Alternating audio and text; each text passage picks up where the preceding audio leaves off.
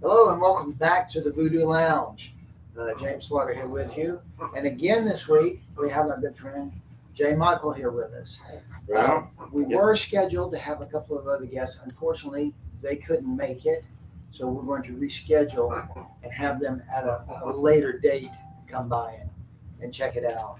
We're going to have uh, Brady and Monday Houston. So I got in contact with Jay and I said, "Hey man, what are you doing?" He says, "Nothing." I said, "Good. We'll go into round two of this tonight and talk about some influences. We're going to talk about a movie that we've all, me and Jay and my wife Tanya have all seen, and we're going to discuss that a little bit." Um, just a reminder for right now, the Voodoo Lounge is only coming to you live every couple of weeks. You can go into it and see previous interviews and check out different people here and there. If you have suggestions, please, by all means, drop us a line and let us know. Um, if you have some local people maybe that you'd like to see that we haven't talked to yet, give me a heads up, let me know. Also, I don't know if you can see this or not. Is that good? So delightful. Let's see if I can get that centered a little bit.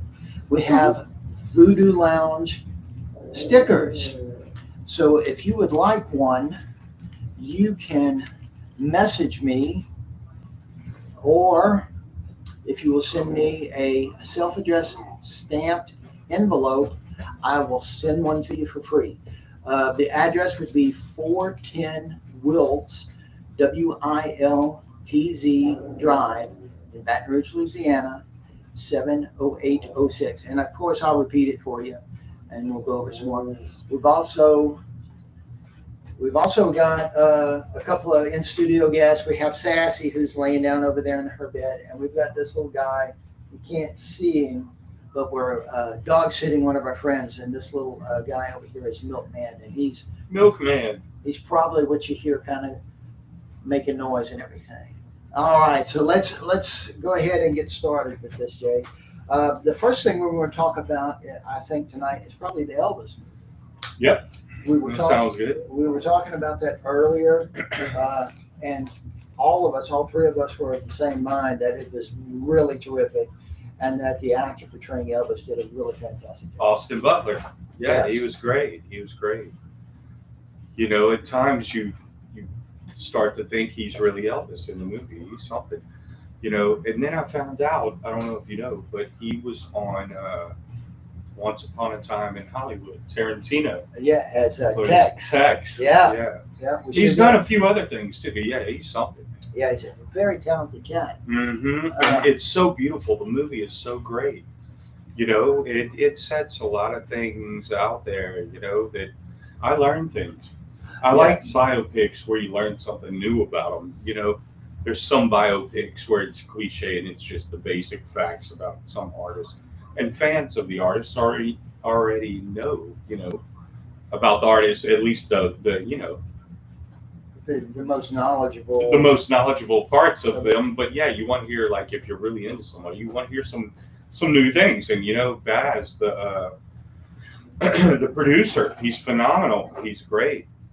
You know, he's the one. He's the dude. Yeah, He is the dude. Tom Hanks was fantastic too. yeah. I didn't know when I went. I didn't know if I would be like, you know, if I would dig it, because I've seen other ones. And, of course, I'm not going to talk about them, but like ones that I didn't like. Mhm. You know, but there's been a lot of them. Of course, I love Bohemian Rhapsody. That was Oh great. yeah, we went and saw that. That was terrific. Well, there's some interview somewhere of Austin Butler, and he talked to the dude that played Freddie Mercury, you know, and because he was just totally, you know, tripped out by playing Elvis, you know, I mean, come on. And so anyway, they had contact, and I guess there was encouragement in that whole thing. But anyway, the Elvis thing is phenomenal. And you know, Baz, I'm sorry, but like Baz, he does all kind of cool things about it. The soundtrack, if you check it out, it's not just Elvis stuff, which is awesome, but he No, infuses with there- other people There's and, a lot and of different. modernizes a couple with some great. Yes, Very much so. There was a lot of different new updated things in it Yeah, to go along with the Elvis scene and taking you from the 50s on up through it, you know. And I think it did a really excellent job of showing him in Vegas years. Vegas years. And Yeah. how that Oh, at first incredible. Yeah. he really enjoyed it, but he was looking forward to touring the world. Yeah. And Tom Parker just kept this over his head about the money and how much he could make, and, you know. The part and there's no spoilers. We're not talking about whatever. It's you just got to check it out. You know what? Well, there's a couple things I got to say. One about the Christmas thing. Colonel Tom. He wanted it to be a Christmas thing, and Elvis was like, you know what? Yes, sir. And then they walked off, and he's talking to the producer, and he's like, no. Yeah, And they did. We're Yeah. not going to do that. Right. Yeah. Exactly. I like that a lot. That was very cool. Baz is amazing. He really is. That guy is a producer, man. I don't know. I lost my train of thought. Well, but, there's also a new thing coming out. I'm Yeah. not sure. Is it on Netflix? it's About the Sex Pistols. oh yeah, yeah. And that looks like that's going to be kind Oh, of interesting. I checked that out for I've, sure. I've watched some things about that, and when you talk about an artist and somebody that has a controlling interest over those artists, and how Mhm. things can go south pretty quick, it was the same thing with the Pistols. Ulterior motives, Yeah, not common goals for sure. yeah, and Yeah, so it's like the Sex Pistols. Yeah, wow, that's interesting. All right, on another thing, watch this. So the biopic I know about right now that's coming up that a few people have talked about in my world, Weird Al Yankovic.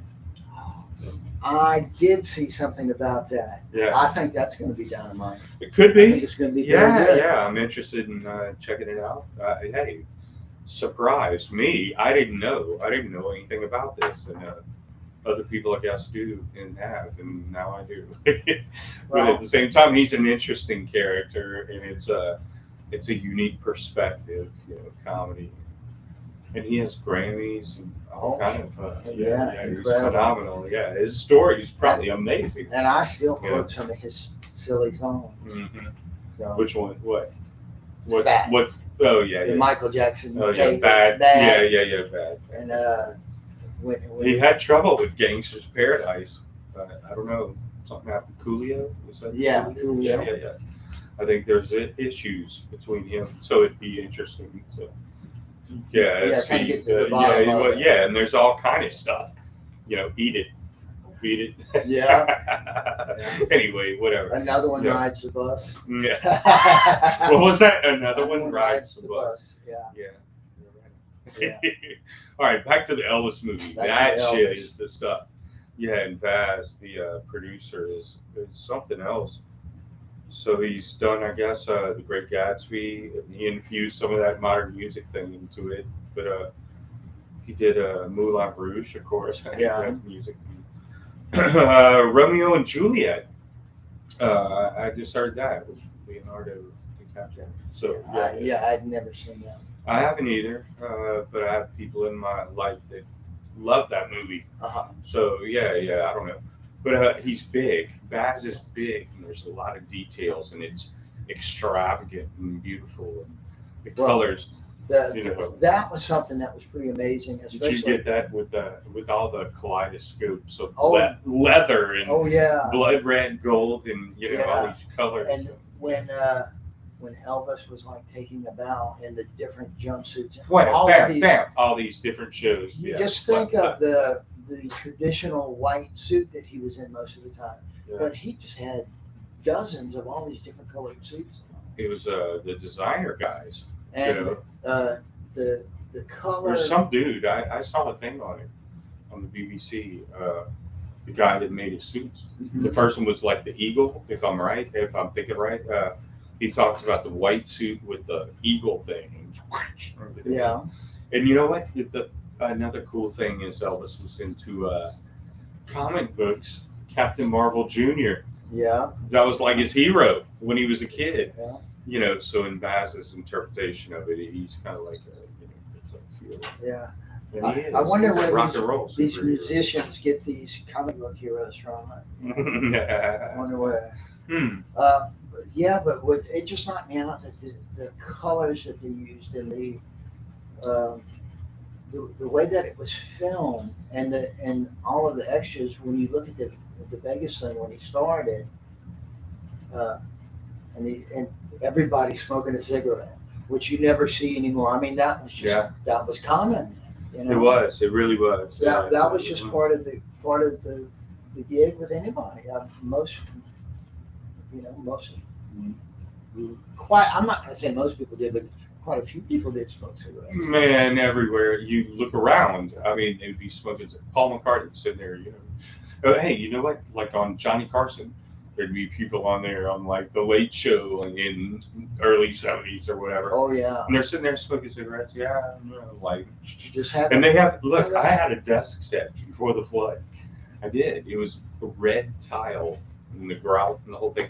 It was like a thing that you light, you know, but it had a little thing like a case for your cigarettes and the deal. And it was a set. There was something else too. So you know, there were all those around. There's a lot of that around the city here. You know, we'll find it in there. But I found the whole set. Red. I remember Don Rickles breaking his cigarette case on air. How? Why? He didn't mean to. He was just messing with Carson's cigarette case and it broke. And he kind of put it back together and he didn't say anything. So Carson comes out and he says, well, my cigarette case is for who broke my case? And Ed said, well, the last person that was on was Rickles. And he was filming this series that he did in the 70s called CPO Sharky. And Rickles. Yeah. And Carson went across. Was that with Burt Reynolds? No, this was something separate. Yeah. Okay. So he went into the soundstage where they were at, and everybody just burst into laughter as soon as Carson walks in with the case, and Rickles is just you can see he's like, oh crap, I've been caught right here in front of God and everybody. Yep. Broke this man's cigarette case and didn't say anything about it. I like Don Rickles. He's one of my favorites. Really, I do look him up. All right, since we're on it, comedy. Who's your favorite? Or not favorite? We move through things, but oh sure. Who are you? Who's somebody that you keep going to?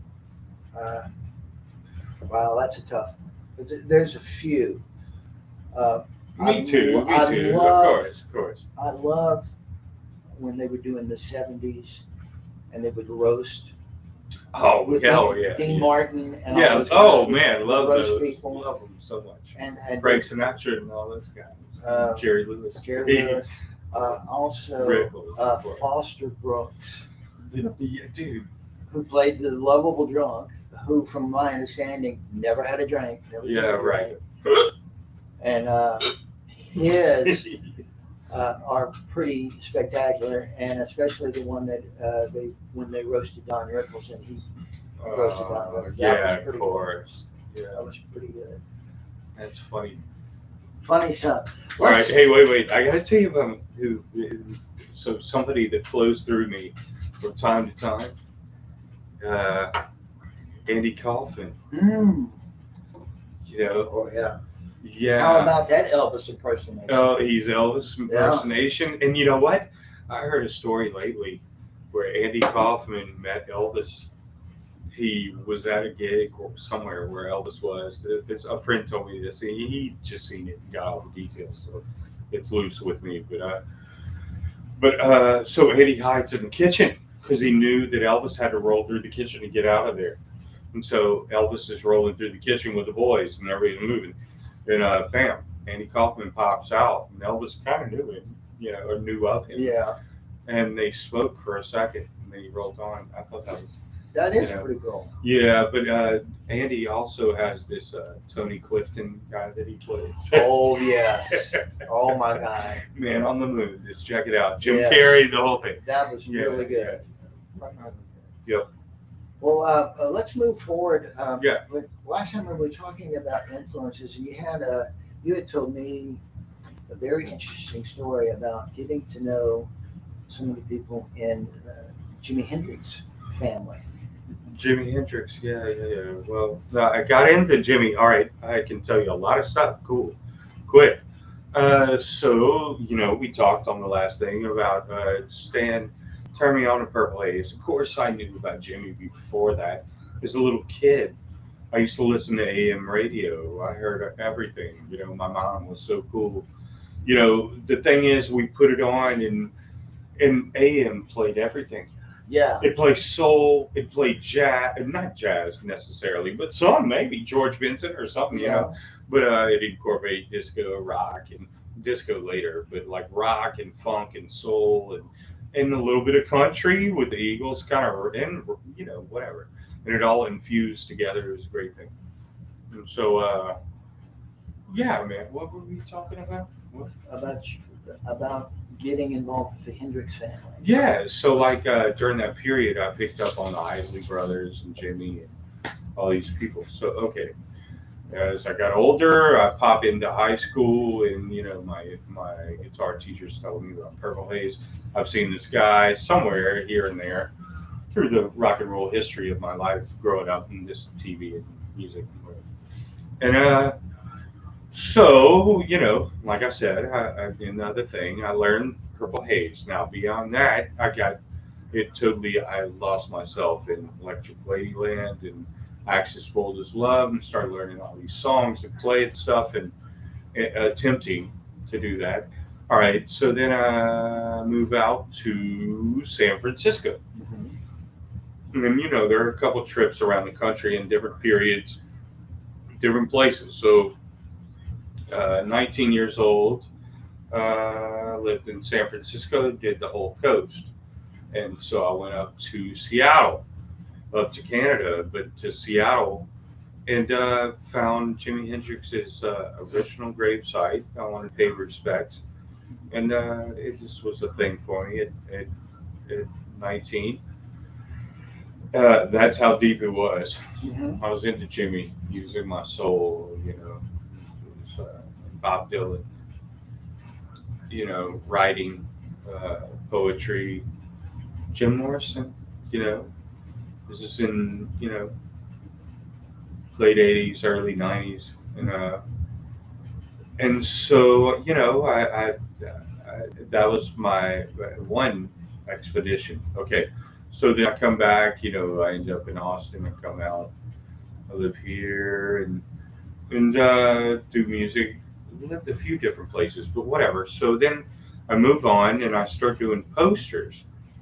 And I'm an artist, so I draw and paint and airbrush and tie dye and dye and everything, whatever.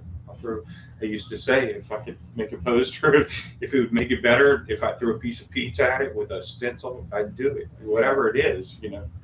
And so I got into art and really did it out and had a thing, and it's called Flywright Studios. And it took off, and different things happened, and so I was moving through it.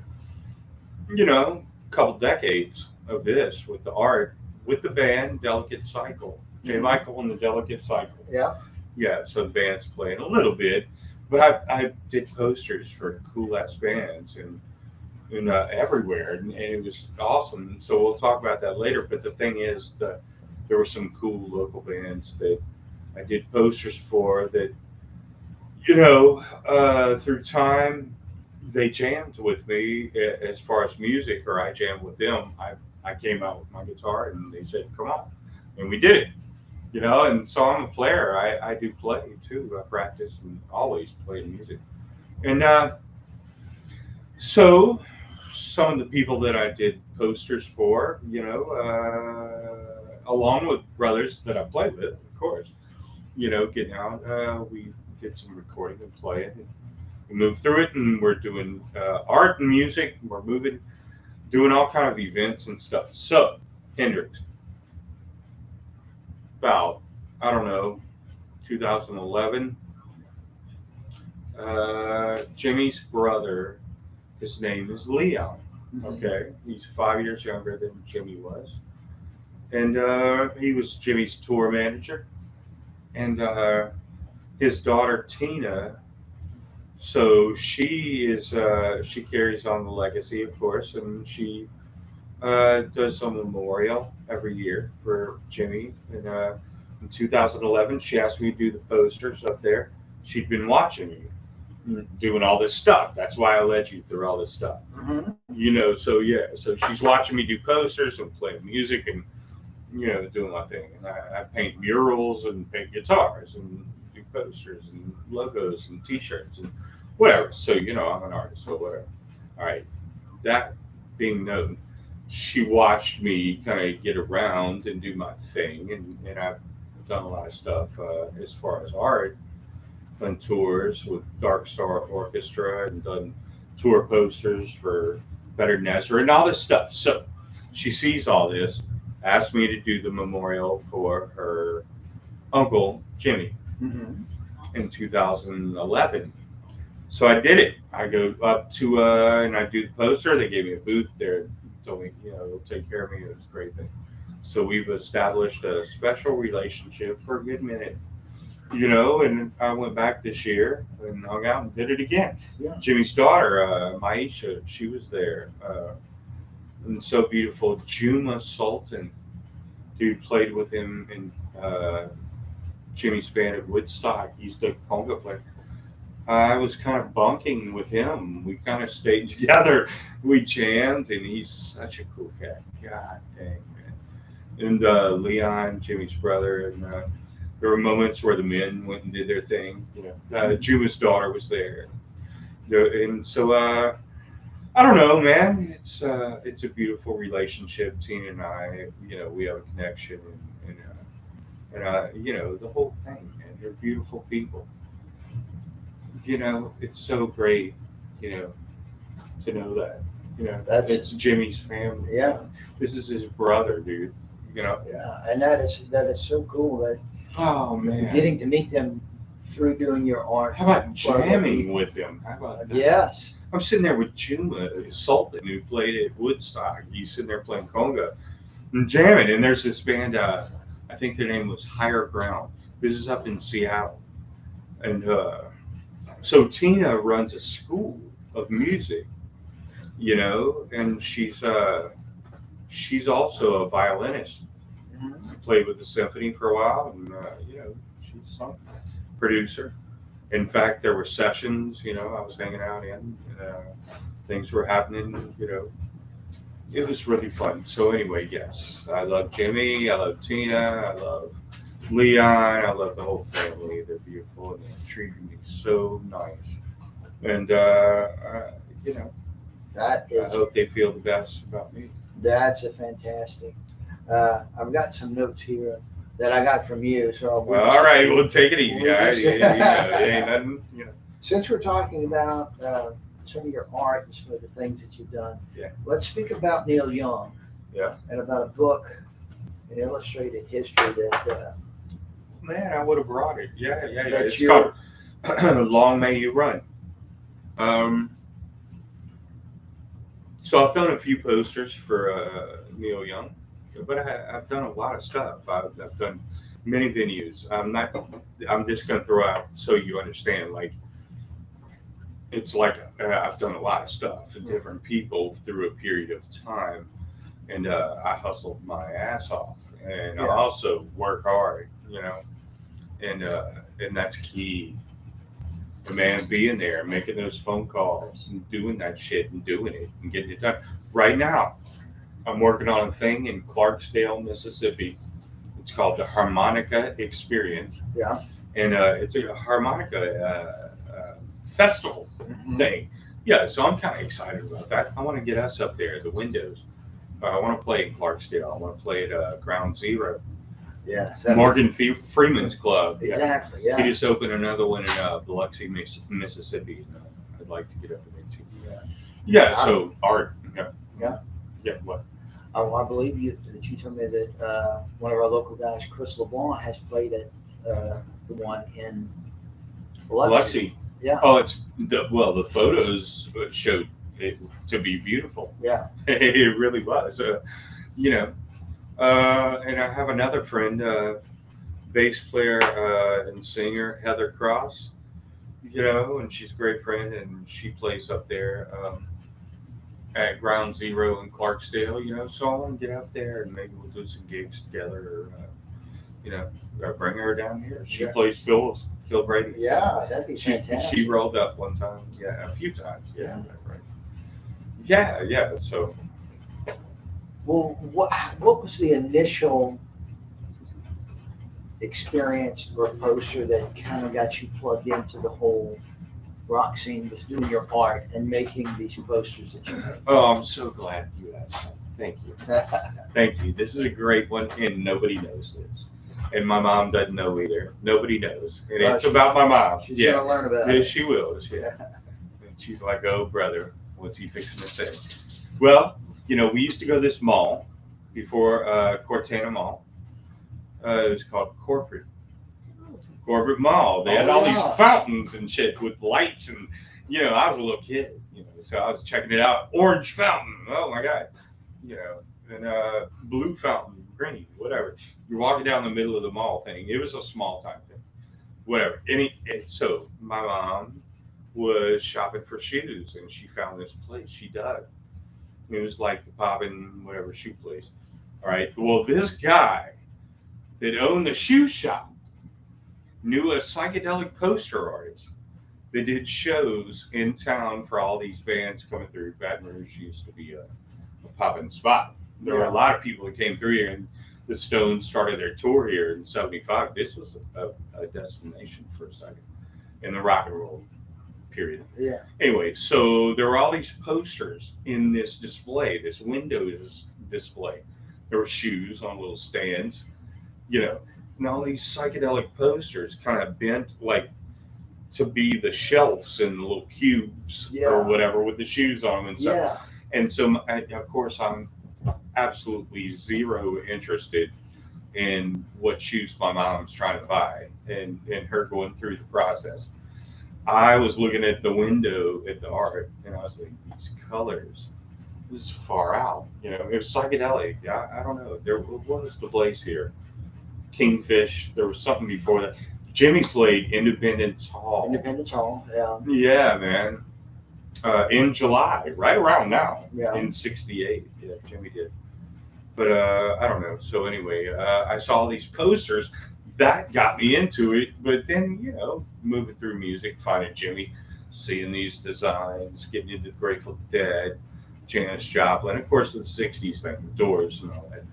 You know, and then there were '90s artists that were out, you know, and Alan Forbes and I don't know. There were all these crazy ass '90s designs. You know, Well, it took another whole turn. one- And there's some badass artists, man. And that one- Coop is a badass. yeah, one of my Yeah. favorites is, and still one of my favorite groups is Government Mule that you Oh, done for some sure. work Yeah, for. Oh yeah. Government Mule, man. Yeah, I've done a bunch for them, but like cool one with that is Sanger Theater. 2003. Alan Woody had passed. Yeah, And it was that spring they did the Deep End. Or the something. deep, yeah, right. And so that was excellent. But then right after that, in the fall, bam, they hired me. And Chris Robinson and the New Earth Mud. Yeah, Yeah. yeah. So they opened. And that was excellent. Yeah. Government Mule. I've done a few things for them. I love Well, them so much. Allman Brothers. I tell you what, Oh, yeah. when I was playing with the Delta Rockets, and this was the late '90s, like '98, '99, we would go do the ski circuit Colorado. in Colorado What? in February. So Delta it was- Rockets? It was, Really? it was the Wow. Mardi Gras thing. Love it. So we would play like the Saturday before Fat Tuesday in like Tyler, Texas or something like that. And then we would drive like 23 hours up there. Wow. And in '98 and '99, both years, we were behind Government Mule like a day. Stop it. And Alan Woody was one of my favorites. So I was just amped up just trying to I see see him. that. Yeah, that's And so and great. we didn't get to see him, and I was so bummed out because I really Yeah. just he just brought back that the whole Power Trio thing. So what year was that? When was that? That was 98, 99. Hmm. Now Woody didn't pass until When did you pass? into I would have to look it up for Well, sure. I feel like I did a poster for Government Mule and Phil Lesh and Friends. There was a combined thing in 2002. Was that with? That had to be with. What didn't have to be with. All right. Yeah. I, I I'm not for sure on it myself. Curious on that. Um, Yeah. I got to see him with this guy Andy Hess, who was a monster, Mm. monster bassist. Um, but I never did get to see him with Woody, and I always regret that I just never had the chance to get Because there. I didn't either. Yeah. Right. Yeah. Mm. Allman Brothers, though, I feel like I saw them because I did a thing. I drew a portrait of with a pen and ink repeatograph. I got all these pens, all different thicknesses and whatever, and I was doing all these portraits in black and white, and I knew a lot of people, so I could get them back as a stage or whatever. Yeah. And so I was like hanging out with the Allman Brothers in this is '90s, and there's Dickie Betts, and I just done this thing. Actually, you know what? It was his wife. She saw me with the thing that I'd drawn. I'll tell you a couple cool things. Man. So Dickie Betts, his wife was like, "You did that?" And I'm like, "Yeah." And she was like, "Come on, you got to meet Dickie." And I'm like, "All right." And then we roll over, and there he is. And I'm like, "God dang it, 1996. Yeah. Here's Dickie Betts after the show." He's Yeah. rolling out. We're in a pasture or something. I don't know where the hell we are. Yeah, and it was like a field or something. It was just his wife, me, and him, and he was so cool. Yeah, but anyway, so I don't know. I had a few experiences like that. The first one was the guy John Kay in Steppenwolf. Mm-hmm. He was doing a signing of records, and I'd done this thing. He had a Rickenbacker guitar. It was his signature thing, and so I saw the ad and I was like, oh shit! And so I did this recreation art thing, the repeatograph, tiny detail, to make this whole thing. So anyway, the whole band, Steppenwolf was there. I walk in, I'd been kind of like, so anyway, I arrive, and I go in, the band's smiling at me, and they're like, John's down there. You need to show him that. So I go down, he was hard of seeing, but he like held it close and was checking it out, and he was like, dude, you did this? And I was like, yeah. He was like, and he made me feel so good. There's a couple guys that did that. Yeah. Steve Miller did that. He was like, you did this? I did a thing like a Dave's poster for '98, the Sanger Mm-hmm. Theater in New Orleans, and I tricked it out in Space Cowboy style and the whole thing. And he was like, you did this? And I was like, yeah. Very creative. That's '98, '97, something like that. And so, people that I revere is important in my creative life. When they pat me on the back, that makes me feel good. That's a huge thing. Yeah, and so it got me going. So I started doing stuff for bands in town. I don't mean to go off on the art trip, but this is a beginning, and it maybe some other thing will go into the whole thing because there's a lot of shit. We can talk about whatever we feel like. We started like with the Hendrix thing. Yeah. And so that's so I brought it back to way back, and there were people like so I threw out my thing on everywhere on the internet, and people well, you know what? There was this very spiritual moment. I'll talk about it right now, but I don't know if I've ever talked about it too much. But Jazz Fest, Widespread Panic, 1999. Saw him out there. I don't know if I was selling posters or doing a thing with Panic. I don't know what the deal was. I don't remember. Maybe not, because maybe it hadn't started. Yeah. 98, 99. But I'm out there and I'm checking out them. So I don't know. There was this guy that came from Colorado, Jeff Hansen. He did this movie, Scrapple. Check out Scrapple. It's a great movie if you can. YouTube, anything, it's there. Colorado, it's a jam, fun, friendly thing. It's called Scrapple. All right, Jeff Hansen. So he hollered at me, and he was tied in with Widespread Panic. He's a movie maker. He made a movie called Scrapple. He made this other movie called The Earth Will Swallow You, and that's live stuff with Widespread Panic. And so he hollered at me about doing some promotionals. He's in Colorado, works with the Fox Theater. He had some screenings of Scrabble at the Fox Theater. But he had other stuff going on with Widespread Panic. So we did this stuff. And I got into them. And Michael Hauser, I have to say, is a guitar player. He stirred my soul so extremely. He passed away, during that period. He knew he was not well. The band knew he wasn't well, and Yeah. they played their hearts out. And he played like like it is what it was. Yeah, like, hey, I'm doing this. We are doing this because this is what it is. Yeah.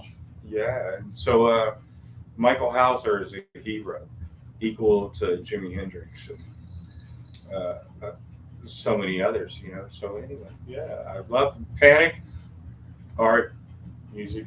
One thing that you touched on was getting positive reinforcement from these people that you work for that were kind of your heroes as you grew up. Yeah, And there's something about really immensely talented people that when they meet other people who are talented, the competition stops and they're gratified about what you do, and Yeah. they enjoy what you do, and there is no ego in it. It's just becomes, your thing hit me. yes, I feel exactly. You know what? Who my first one was? You're gonna love this. As a child of the '80s. So the bass player that I told you about in chapter 1 of this. Yeah, his name, by the way, he's my bass player in high school, Thor Wismar. He's my buddy. Love him to death. He moves to San Francisco. Move out there, right? He's going to San Francisco State. I sent him some recordings or something. He sends me back a note from the Greg Kinn band. Oh wow! Greg Kinn. Yeah. And he says, "I think you're a great blues guitarist. Rock on!" Exclamations. And I was like, "What?" Our love's in jeopardy, dude. Yes. Yes. And we played that in high school. I just don't have Yeah. Yeah. Here's the great Ken band. Yeah. Greg Kinn, man, he was one of the first. He did. He was like, you know what? He sounds good. He's a blues player. That kind of pissed me off sometimes. But at the same time, I love the blues and it means everything. And that's everything to me. But when somebody says, not Greg Kinn, because he was great, but when there was somebody in my life that said, you'll just always be a blues player.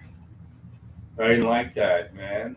What's wrong with that? And no, first of all, that is what I am, But then there's other stuff going on, But at the same time, it's narrow. Hey, where do you think rock and roll came from? Dude. Hey, Muddy Waters said, the blues had a baby and called it rock and roll. Man, I heard Muddy today, man. I'm not joking. Everything gonna be all right. Still one of my favorites with him Yeah. is him on the last waltz with the band. Dude, I gotta pull that up. I don't know that because I love the band. I love the whole thing. I'm a man with the band. Wow. What? That's powerful. Oh it's man, very I powerful. love the band. The band. I'm a huge. Levon. Oh my. God. How could Levon play so funky on the drums and sing over the top of that? At the I'll same. never know. And it's so beautiful. Robbie Roberts, the whole thing. All of them. All the guys, they all Right. sang great and played great. Mm. Incredible, incredible. Yeah, I do. You know what? That's you know what? I read something or watched something somewhere. Levon had to be encouraged to get in the band. He was hanging back. Isn't that amazing? If Really? you think about it, yeah. He had left the band. He'd had enough for some reason or another. And yeah, they like were like, come on, Yeah, Probably because right, the yeah. original guy, Richard Manuel. no, the original drummer, Oh. I Yeah. almost said the guy's name. This guy ended up playing big parts on TV and everything. And if you see him, What? yeah, he was on. I remember him being on an episode, Tim the Toolman Taylor, you know. But and I Who's think the guy on the other side of the fence? Wilson. Wilson. I think that Same as Colonel Tom's volleyball. Yes. I'm sorry. Yeah. Colonel Tom's volleyball, yeah. Right. that's right. Tanya said what we ought to do one night is like stump James and his guests with movie quotes. So I think that's what we're going to do one night. Oh no. We're going to get Oh, people shit. to send a movie quote, and we'll have to guess what movie it's from. Oh man. Except- You know what? It worked. We've been Oh, playing yes. this. I said, except for. Except for Princess Bride. Well, I don't remember that. I've seen it and love it dearly. But Tanya can quote just about every line in it. God dang it. And I've watched it just in little spurts when it comes on TV, and she's watching it. I can do every line of Once Upon a Time in Hollywood. Yeah, Oh yes. I really Which can. I the got dude it. from Elvis was But it's Tex been a Watson. minute. Yeah, Yeah, we were Elvis. just I'll have talking down. about that. Yeah. I'll have Elvis down. Yeah, after I gotta see it again. But I might go to the movie, man. I might go to the IMAX and see it. The But man, IMAX yeah. is an experience. We've seen a couple of movies that were 3D IMAX, and it's like a sensory overload. It's pretty fantastic. Even A movie- lot. Hey, even a movie that's not really, yeah. you would think it wouldn't be a terrific movie. Yeah. And when you see Yeah, that yeah, it's- format, it's incredible. Yeah, I'm at the Maverick. It's pretty common. I would guess With that- airplanes yeah. and shit. And everything. We went and saw that a couple of weeks before. Hey, can we mention Sassy? We gotta Oh, mention Sassy. sure. Again, she's scratching. Sure. Yeah. I loved your, the painting of her in my case. I want to print. I want to put it up. Well, Sassy has definitely become, she is a part of Create Studios, that's for sure. Most definite. She, every time. I feel like she's been groomed since last time. She She has. Yeah, she looks Yeah. great. She's tight. Yeah. Yeah. Yes, She got a indeed. good summer cut there. Yeah. Yes, indeed, man. On the 4th of July, they say, Anna. Tomorrow, 4th of July. So, hey, today, June 3rd, check July. rock and roll history. Yeah, thank you. July 3rd, rock and roll history. Biggest moment on July 3rd. What? Jim Morrison passed away. Oh, yeah, that's pretty big. Yeah. Yeah, Paris, France. Unless he did like Elvis and didn't actually pass away. They got Didn't up. actually, like Elvis became Sebastian Half. They might have rented a bungalow, in Indonesia. And they're That's sharing it. right. That's right. They just kind of lived out their life of. Well, Elvis waited. Well, what happened June 3rd? June 3rd? Oh. June 3rd. June 1st is my birthday. Oh. What's June 3rd? Here. Voodoo. When Billy Joe McAllister jumped off the Tallahatchie Tallahatchie Bridge. Bridge. Billy Joe. You remember that song? No, I don't. Oh, the 3rd of what? Yeah. All right. I have people. I love Green Day. Mm-hmm. Is that right?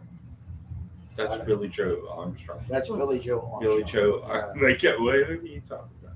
This, who sang Maybe this I song? don't know. Bonnie Son of Gentry? a preacher man. Yes. Yeah. Isn't No. that right? No, it's a different person. Oh. Well, I gotta Gentry. say, What was her name? Bobby Gentry. Bobby Bobby- Joe Gentry. No, Bobby Gentry. Bobby Gentry. They made a movie out of it and Wow, everything. No, I gotta Remember watch that it. in the 70s? I do. I probably remember it. saw Useless it. Yeah, trivia. there were only 3 channels. I mean, shit. Yeah. Or Wild Kingdom on channel 27. Oh yeah, you should watch it every Sunday. Yeah. I remember when we first moved to Baton Rouge. We're very old. When we moved here from New Orleans, there were 2 channels in Baton Rouge. Yeah. And we were 2. We were Stop it. There were not 2 channels. There were You had 2. 2, 33 and 9, and then 27. No, And all, 33. all, yet. no, they didn't have 33 No, yet. you All had they had was Jeff channel yet. 2 and channel 9. Oh, And I remember when 33 came on. 2 and 9. It was when channel 33 aired. It Yeah. was a big. I feel like big I was a deal. little tiny fellow when that happened, but I do remember that. I do. LBB. That started Yeah. Sesame Street and all that. Yeah. And, it did. And Wild Kingdom. Yep. Otherwise, it was the radio and I records. did that. That's what I did. My mom played stuff all the time. My mom. My mom was cool as can be, man. She was Curtis Mayfield, Marvin Gaye, but at the same time, she's all over the place. Casey and Sunshine Band. She liked to dance, so I mean, it doesn't, and like country from my neighbors, people around the street. My grandfather loved Louis Armstrong. Yeah. What'd you have? Yeah. My mom and dad, same thing. My mom, of course, Elvis, Tom Jones, the 2 big ones for her. Dad was like an American. She liked Mac Davis. They did have some Mac Davis records. Dad was an American music guy. He loved James Brown, B.B. King. Oh, fun. He loved country guys. He loved a lot of bluegrass stuff. Johnny Me Cash. too. He was a Me too. big Johnny We got Cash. along great. Yeah. Big Johnny Cash fan. Hell yeah. So there were these different things. Outlaw country. Um, In the 70s, a little bit. a little bit. Willie Nelson. They both liked Willie Nelson. Man, I had And people in Dad- my life like that. Yeah. Dad worked in Jamaica. It was right before my brother was born. Matter of fact, he came back when my brother was born and went back to Jamaica. So when Dad came back, he brought back reggae and ska records. Oh my gosh. So What? for me, Jimmy Cliff and Bob Marley. well, it was the big one was Toots and the Maytals. Oh my Toots gosh. Hibbert. Pressure drop. Yes. So I burned that record up listening to it. And he had, like the Jamaican Steel Pan Drums Orchestra and Oh, all of these other records. wow. So So- that brought you to Jimmy Buffett. So all of that stuff Yeah, right. made an impression on me. Oh, no shit. Dude. I think the B.B. King and the James Brown stuff and the reggae stuff was the bigger impression on me. Most guys. I still love Johnny Cash, but I'm not a huge country music fan. Tanya likes much more country music than I do. Enjoys a good bit of it. I do too, but, But it's for but me- not new stuff. I'm not. Well, some maybe. For me, the country music guys, Johnny Cash, Junior Brown, Love it. Yeah. Dwight Yoakam, I like Dwight. We went and saw Dwight Some of live. them in Texas. Yeah. Texas. And club. Lyle Lovett. And that's Yeah. that's about all of them Really? that I Wow. like. Yeah. Mavericks. Oh, the Mavericks. I did. Mavericks are Yeah. cool. That first album is dynamite. It's really good. Dude in country, it's And there was a friend of mine, Willie. Big John, was a drummer. Unfortunately, passed away a number of years ago. And I'm wanting to say Big John ended up touring and playing with Restless Heart in the early '90s for a I while. might have seen him. Yeah, that's great. But he was just this fantastic. I feel like I know Big John. That sounds familiar, but country for me, I love Willie. But you know what? I'm an Okie. Oh yeah, that's But right. I That's lived here right, all my yeah. life, but I'm an Okie. You know who I relate to in a country rock kind of trip is JJ Cale. Mhm. They call me the breeze, traveling light. You know, he's so cocaine, but you know, he's so cool, man. And you know what? I'm just gonna say it's on the record here. I did the poster for the Varsity Theater in 2002 for JJ Cale, Mhm. 420. Yeah, the Varsity sold out, and I hung out with JJ, and it was so extreme. It was so cool. What a great dude, man! You got to check out anybody that's interested in JJ Cale. Paradise Studios with Leon Russell Mhm. in Florida, I guess. Yeah. Paradise. And man, look out! Just put in Cale Russell, you know, and it'll pop up. It'll come up in Yeah. your feed. Oh Yeah. man, JJ Cale is such a songwriter, such a guitar player, such a gear guy. He's interesting. So I roll up. I'm out on Chime Street or somewhere around Highland and Chimes, and this lemon yellow bus rolls up. Lemon yellow, light lemon, right? Rolls up, deluxe bus, stops in front of the Varsity Theater. The stairs pop down. JJ Cale rolls down the stairs, up the stairs, into the Varsity, rolls into the place, and I was like, I'm the dude that did his posters, you know, just so I'm like watching this from afar, and I was putting out stuff at the end because people would take the posters down, and I was just putting them out for landing at them. So, and I was like, dude, JJ's a badass, man. So anyway, we hung out, and you know, we're backstage, and JJ was great. He's cool people. I love him, and it's not just that experience, of course. You know, he No, hits me in my heart. He is the shit down low. Eric Clapton changed everything when he found JJ Cale. yeah. Yeah. Well, me too, a little bit. You know, I love Jimmy, and I'm gonna do.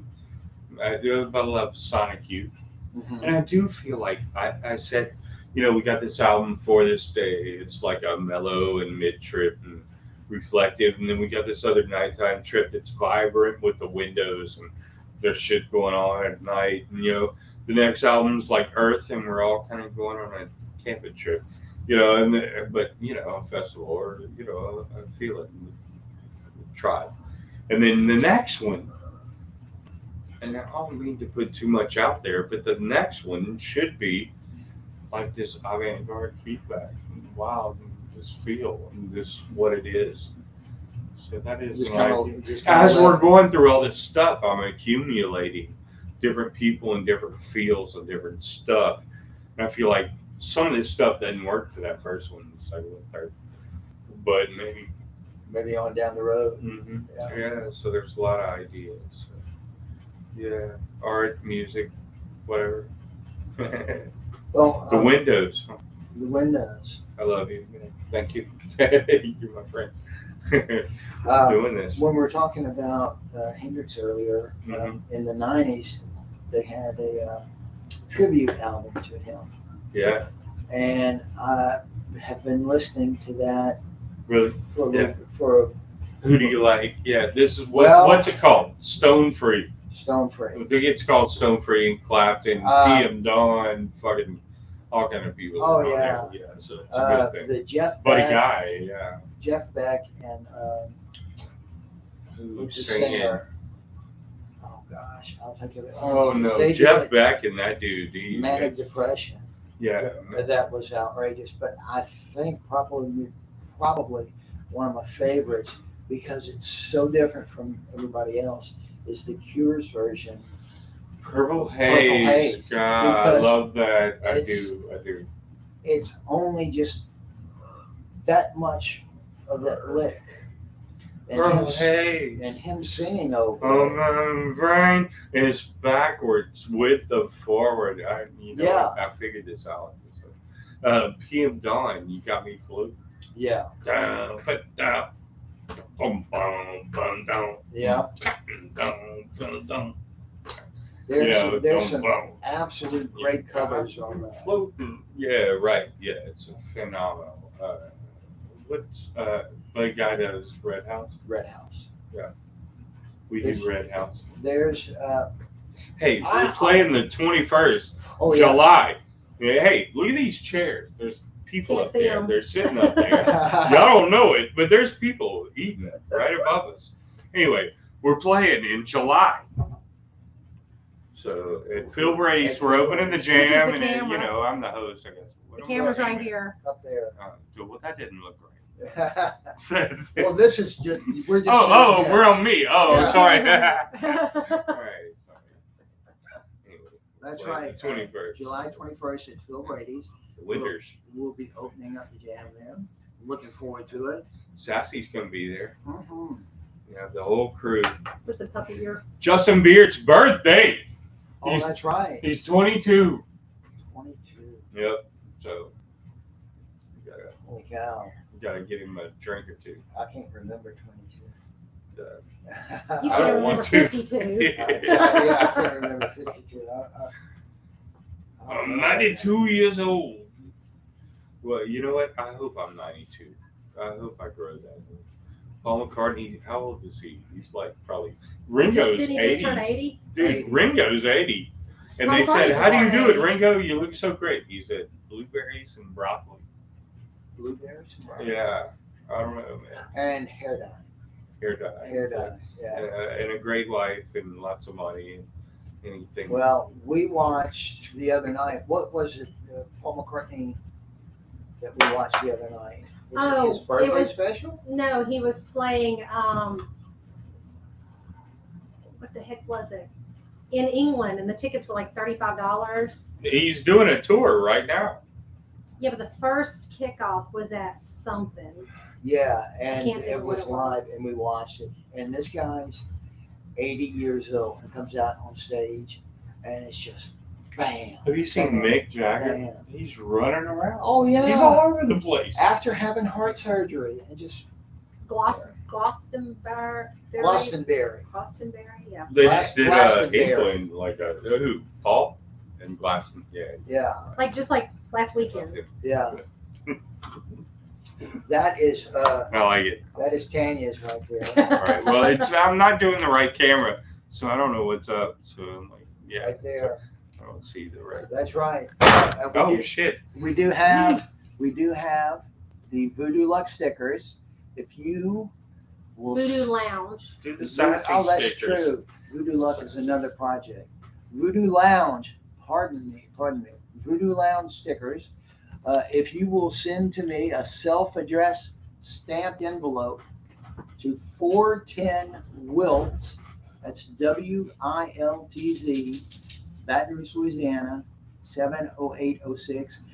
If you miss it, send us a message through the Voodoo Luck. No unexpected guests. Look, just So yeah, just send it to me. I'm going to send you a free decal that you can put on your guitar case, your drum case, your computer, the Your back arm. of your car, your hat, wherever you feel that it needs to go. Is it a tattoo? Huh? Could you do a tattoo? I guess you could. I guess you could.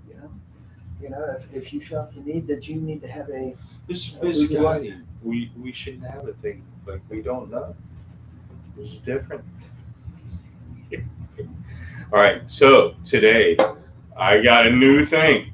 Uh-oh. Now, I'm not joking. I got a new song. I'm not joking. Deep Purple. We talked about them. You like them? Yes. It's the whole vibe. Mistreated. Oh, that's good. I've been mistreated. Yeah. So we're gonna do this. I feel like it's a blues song. And also one of my favorites, which was a later one, I think in the 80s, Perfect Strangers. I like all their stuff. Anything. Man, Anything. when John Lord would come in with that V3, Oh, man, it was just, you can, I don't know if younger people can hear it or not, Older guys, Well, they may not appreciate because they're not from the same perspective. it may be so, But, you know. because it is a little different. Recording and how things are done now He's so badass, are John different. Lord. Yeah. But there are one or two keyboard simulators that have a good B3 on All right. What? them. That You know of otherwise, them? I need one. otherwise you can hear on a recording, even digital recordings, Yeah. you can hear a B3 organ and know that that's what was played on it instead of one of the keyboard patches. Yeah. Because it's just so organic, and when you slide across the keys, it kind of has to catch up to you, Yeah. the way that it plays and Just everything. slide. Oh, Pat Miller. Hello, Pat Miller. How you doing? Pat, how are we? Pat Miller is a great friend that hangs out at Floyd's Barbershop, Oh. which we affectionately have dubbed Tim's Guitar Repair Shop. Yeah. So Pat is always good to hear from you, Pat. Thanks for tuning in.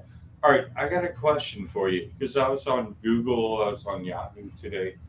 All right, Alvin Lee, 10 years after. Mm-hmm. All right, I'd love to change the world, but I don't know what to do. All right, what is that effect on his voice? Oh, I don't know. I know, it's like a keyboard effect. I don't know. I'd love to, and I looked it up and I can't find it. Yeah. Yeah, help me out. Anybody that knows, I'd love to change the world, but I don't know what to do. You know, it's like freaks and fairy. No, I'd love to change the world, but I don't know what to do. Some of these guys. It's like a chorus. It's like a vibe. Some of these guys won't tell, and some of them Of course. will. I watched I wouldn't. an interview with Steely Dan about Yeah. Peg. Yeah. And the recording of Peg. And Michael McDonald sings all the backup on. And there's a part that they're asking him, they said, we want you to do two on the harmony part. And we want you to sing one of them will be in B and the other one's going to be in B flat. And he said, I'm a singer, so asking me to sing flat, if it's not in the key, is weird. Yeah. And he says, I didn't know what they were going for. And it gives You just jam on it gives You just a do natural chorus to it. Oh. So it gives this wave to it. Yeah, well, you did that with me, and I can't wait much longer. You did. Yeah. You played some harmony thing. Oh, yeah. A whole different thing. Yeah. And as me, if I was sitting down, laying down a demo for the bass or whatever, I would have done it, verbatim. But you threw up. Well, I listened to it and I was like, this could work. And I got some of that from some of the 80s guys because they would kind of go off on maybe in the third verse or the second chorus or something. They would do these little bits of harmony. Yeah. Or like Sting says, Creative. it's not a chord until the bass player decides what note he's going to play. Oh, He or man. she is going to play. So, but we're talking about gear, and you have recently just acquired a new piece that you're pretty excited about for your 412 cab. Yeah, I had a Marshall 412. It's like 1970. I've had it a long time. Not then. I got it a little later than I used, but whatever. So I've had this cabinet, and I had a Music Man head, and it was cool. And but in the flood, I lost the head, and so whatever. And so I have this cabinet. It's around, and I found this thing. I like PV. I aspired to possibly getting, some tweed PV stuff. I like it, tube and solid state, the whole thing, and it's durable. I have the Paul Reed Smith. I have other stuff, but like this thing, I think it's going to be great. It's a classic 50 head. uh, with the 410. So it's gonna Yeah. be crunchy and tight, and with the freaking Jazz Master, and I have an upside down Strat, lefty, and so I use that sometimes. But then I have this other thing, Agile. It's like a Les Paul. It's like but we tune it to D Yeah. with heavy ass strings. Yeah. The high E is like on a 13. Mhm. So in man, expression is different, but it's equally moving. It's Mhm. great. It's very expressive. With these thick strings, you can hear every freaking goddamn fucking note. Yeah, Yeah. seriously on the. And so we're doing a few songs in D. So we're gonna use those guitars. And then we got these Yeah. open tunings and maybe some acoustic stuff live. So man, we're just trying to figure it out. We're moving towards late August. We're booking stuff at that point, and we're the windows. The windows. Yeah. I think we're coming kind of close to the end of our time here. Really? Wow. Yeah, Oh my we've already kind of blown through an hour here of us talking about different things. Awesomeness. I think we're going to go ahead and call it an evening here in just a minute. I want to thank Jay again for filling in, coming by and doing it Thank on such a short notice you. because unfortunately our other guests could not make it tonight. So we have set up for another day with him, and that's going to be Brady and Monday Houston that we talked to. Together? Together, Yeah, yes. that's great. Yeah. And the subject is going to be um, having children come up in music in a musical family, and what's the effect on the parent? What's the effect on the child? Well, I have to say, with us talking about that, I can't not say I have two kids, and I'm not is Madeline is wonderful, and she's a school teacher, and she's 25, and my son is Carson, and he's musically talented. He has an album out. Uh, And what's the name of the album? Rafiki. Yeah, but he's working on other stuff. And he's got other stuff going on, but he's around 20, so he's working on his thing. So I got kids that rock, So Good. yeah. But at the same time, it's different. My son, he likes it different. He does different things. He does computer. He does. I'm a guitar player and I play drums and stuff. So I aspired to Jimi Hendrix, Mm-hmm. right? But a lot of people aspire to Kanye West. Yeah. Some of these new guys. You know who I like new? Hmm. Harry Styles. I don't care what anybody says. I Harry like Styles? Harry Styles. He rocks. Wow. Watermelon Sugar High. He's got a few songs on that album. He's so good. Harry Styles. Dynamite. We'll have to check it out. You must. You must check him out. We will. His chords. If you don't like him, whatever. But for me, I really dig him. And another newer cat, a little older than Harry, but like uh, John Mayer. He's playing with the Dead and Company. And his trio scares me with Steve Jordan on drums. Steve Jordan. Oh my and gosh. Pino Palladino on bass. Yeah, what? I mean, wow. Yeah, and the songs he writes, he's on the down low. It's very J.J. Cale. It's very Clapton. It's very John Mayer. It's very Jim Morrison in a way. It's very down low. It's like a down low trip, So, anyway, I don't know. I feel that vibe. I feel all kind of vibes. I want to be Elvis right now because I just saw the movie. You know what? Hey, so if you're looking up Elvis stuff from the movie, a little less conversation is one of them on the soundtrack. Check it out. Baz, the producer, he got this dude jazz it up. Oakenfield, yeah, it's badass. There's another one, Rubbernecking. So those two, Baz infuses some of his movies with his modern, music thing. Great Gatsby, he did that. Yeah. So, All right. Well, we'll shout out to Milkman before we are out. shout out to Milkman here. I think he's asleep now. All right. We're going to call it a night. Thank you so much. We'll see you in a couple of weeks.